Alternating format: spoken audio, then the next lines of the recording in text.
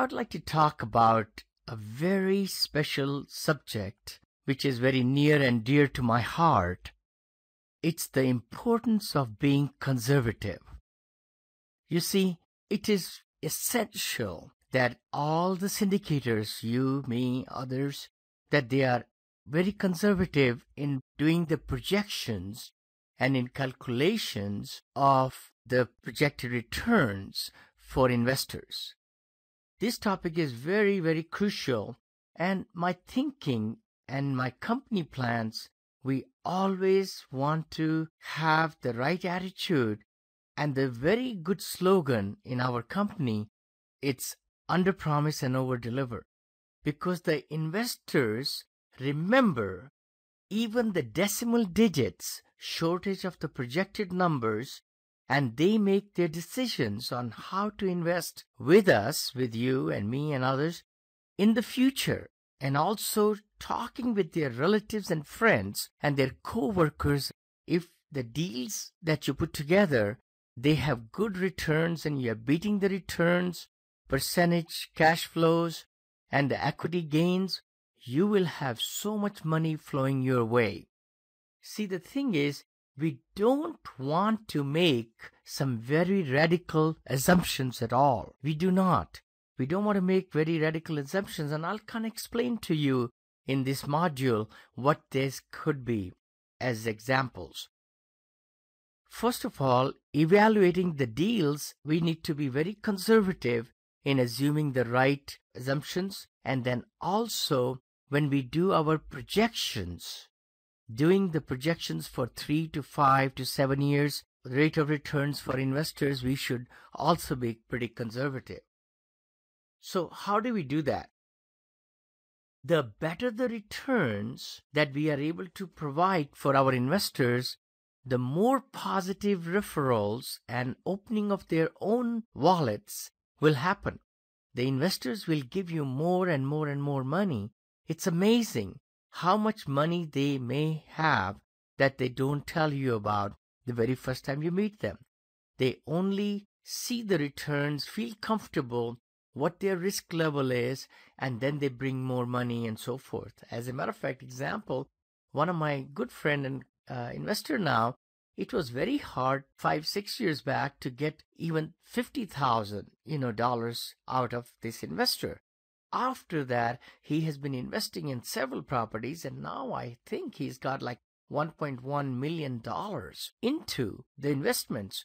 Not only that, he shared the positive things with his friends, and guess what? Now we are able to get them happily involved, and many times they are able to bring in a pool of 6, 7, 8, 900,000 quickly, and then we are able to do the syndication and raise money. So the thing is, you got to be conservative in your projections, under promise and over deliver. That's the motto, and I hope that's what you will take out of this module. And a lot of these investors will buy the whole investment actually. Once they find out that you are doing due diligence, you are in the right target markets, emerging markets, you'll be able to really spread the good word all around. And that's what you want to do. See, you create a set of financial projections that you are making dozens of assumptions. Lots of assumptions we make. But the thing is, some of those assumptions might not be that important because they make a small impact on your bottom line, on the investors' cash on cash, returns and so on. But the various scenarios you need to analyze. I hope you are able to see my other modules and hear how to really put together an airtight deal with good assumptions, conservative opinion, and you figure out a way where the cash on cash, the cap rate, and debt coverage ratio is all in sync so that you are able to buy that property and you're ready to syndicate. But you should build your financial spreadsheet projections model in such a way that you can analyze various scenarios. You could change a little bit of one or two assumptions and see the effect of it. You will want to be able to easily change assumptions so that you can analyze the rate of return the cash on cash, the cap rates, the debt coverage ratio, the deferred maintenance, all the different things. Your whole success of the business in syndication is based on this, how conservative and how on top you are with your assumptions that you are making in analyzing the deals and making sure that your investors, their financial projections are very conservative and they are liking them. See, the potential investor should be the one to analyze your financial projections and make a determination as to whether or not they are conservative. See, just by saying to them that you are conservative your whole style, but then you got to prove that this is where I'm conservative. For example, let's go over here. Income assumptions, that's the big one. Please don't assume that you're going to be able to increase the rents and do a lot more stuff as soon as you take over the property, because you may not be able to. Be conservative, because what if the tenants leave when we take over the property? Sometime, not all the time, they like the management and they don't like sellers to sell the property because they feel good about it and so forth. So when the new owners come in, some tenants do leave, and some tenants, in our acquisitions, we try them to get evicted or get them out, because if they have delinquency or we have to give concessions and they're not really taking care of the property, then as new buyers, we also try to get them out. But the thing is, you got to keep that in mind in the income assumptions, the total revenues that we'll be getting for the first year. So we have to be really careful that we do not overestimate the income, the concessions, the delinquencies. We will be cutting down repairs and expenses also. What also happens is, when we buy a commercial real estate, the seller thinks that, oh wow, now it's going to be 90 days or 60 days, and under contract they lax, they don't really become that strict, their management company, in qualifying for the new leases, especially in the multifamily arena. They are not that stringent on getting the right quality tenants, because they want to beat the occupancy, what they showed us before, 96 or 90 or 92. They want to make sure that the tenants are there when we close to what percent occupancy they showed us before. So we need to really keep in touch with what the concessions are, delinquencies are, what the rubs are, that's the bill back for utilities and all that. Estimates, be very conservative in that, I'm trying to say. The other part of the equation is the expenses. You got to be able to have good inspectors to do proper due diligence on the real estate asset, the roof, the foundation, the parking lot.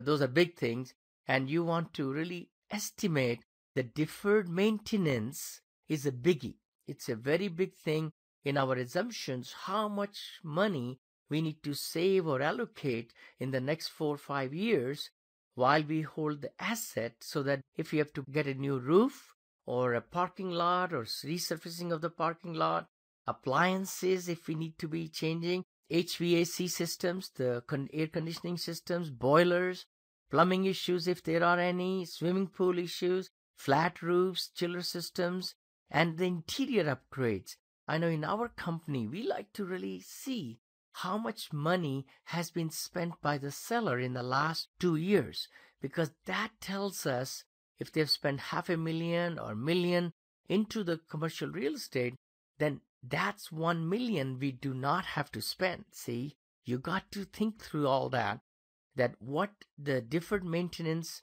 things are and how much they have spent, the seller you're buying from, and then what is still not covered in the deferred maintenance. So that's a big, big one. Payroll. What's the payroll? How much are the insurance, the health benefits? How much is the per hour rate going on there in that area? So the payroll can really eat up also a lot of the cash flow. Insurance amount. We always try to get bulk insurance, of course, and not only that, we ask the agent to give us the quote, real quote, before we even go into LOI, by the way, LOI or contract. property taxes, the mill rate. We go call the assessor's office and find out what the mill rate is for that area for the commercial real estate, and also what's the growth, how much it's been increasing every year, so that we could also assume that in our projections. Repair allowance per door, monthly maintenance, how much have they been spending? Maybe they are not spending that much. What will it take for us to really keep the property nice and clean? Repairs to be done with the lead maintenance person and the porter and so forth. And marketing costs, what they are spending and how much will be needing to spend. Contract services, that's a huge one, so that we are able to take over some of the contracts from the previous seller. So that can really also be a huge portion of your cash flow that's going for contract services per month. Utilities, oh my gosh, those are big, because they can really kill you. They can reduce the cash flow in a jiffy. As a matter of fact, I'd love to share with you one property we just bought recently, and the seller was giving $14,000 per month for water, only for 130 units or so. After we tried to dig deeper into it after we bought it, we found out that the city had put residential meters in this commercial property, and they were charging the owner at the residential rate. That's why it was $14,000.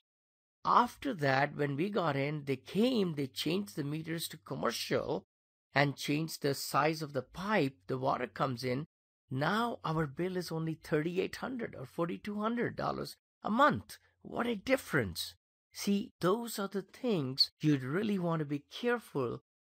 Why some of the expenses are too high. Can you reduce them, first of all? That is a good value play, see? We reduced it by almost $10,000, and that's going in the pocketbook to investors and us. So we want to be really conservative in all our projections. By being conservative and having a safety factor in our assumptions, we can overcome the curves, the unexpected expenses along the way while we own that property. And also at the same token, you want to keep your financial assumptions in check. Estimated years to hold, of course, 5 or 7. Management fee, how much it's going to cost, 4%, 3.5%, or 4.5%. The actual cap rate that we paid when we purchased the property, usually that cap rate is higher because we are getting a better deal, hopefully. We are paying little less than what the market requires. You made a great deal. If it's 10% cap rate when we purchased, we might keep 10% when we sell, even at 5 years from now. Or you could go to 9.5 or something. But the thing is, you don't want to really be drastically low in your assumptions to show cash flow higher. You might not drop from 10 to 8. You know what I mean? That's a no-no, because it will then not really be advisable to change the cap rate that much in just 3 to 4, 5 years. In that neighborhood, the properties cannot go abruptly that high. The debt coverage ratio, you got to keep that in check. The actual cash on cash rate at purchase, and then from there you draw upon what's your projected occupancy for all these 5 years or 7 years. What are the reserves per unit? That's the reserves that many of the Fannie Mae lenders are keeping per month we have to pay, or we have to put it in an escrow account per month for the rainy days, we call it. That's for changing the roof or parking lot, foundation issues or things like that. So those reserves also have to be in check. If it's $350 or $300, I know one property we are buying, it's like $411. So you got to keep that in mind while doing your underwriting. Be conservative. If the area calls for 4% increase, you might take 3.5, and you show that to the investors in a very good way with all the backing up of the studies and surveys and so forth like that. Utility reimbursements per unit average, what is that one? And be conservative in that projected vacancy all these years, what will that be? So the biggest thing I find is that being conservative in our projections bring lots of rewards, and you won't lose your sleep at night, and then you are able to please your investors so that they will bring more money into your deals. So overall, you'll be well served by hiring professionals to do the best due diligence of the financials records from the seller, as well as the structural and the physical due diligence of the property, the roof, the buildings, the parking lot, and every bit of it. Remember, being conservative in projections will always pay you big dividends.